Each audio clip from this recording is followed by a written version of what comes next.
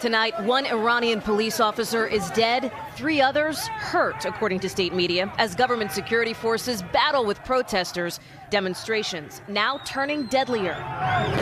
Outrage over skyrocketing prices for food morphing into broader anti-regime anger for thousands of Iranians in the streets. NBC's Ali Arouzi is in Tehran.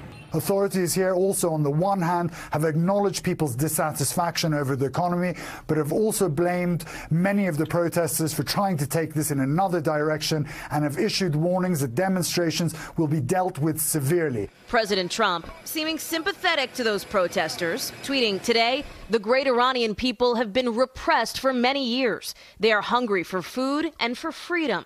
Along with human rights, the wealth of Iran is being looted. Time for change." Is that the best course of action for him here? Probably not. Let's face it, America is rather toxic inside Iran. It might be more helpful for us to sit back and let this play out. So far, the protests are Iran's biggest since the 2009 so-called Green Movement. But that was different, more urban, more centered on students. And the official U.S. response was different, too.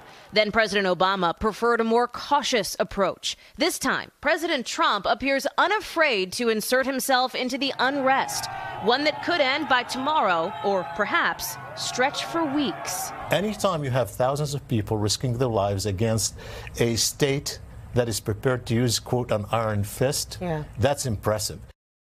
President Trump is back in Washington tonight after spending the holidays in South Florida, facing a number of foreign policy challenges like Iran and a packed domestic agenda, too. He's looking ahead to that mid-month deadline to come to some kind of a budget deal with lawmakers or else face the risk of a government shutdown. Hey, NBC News fans, thanks for checking out our YouTube channel. Subscribe by clicking on that button down here and click on any of the videos over here to watch the latest interviews, show highlights, and digital exclusives.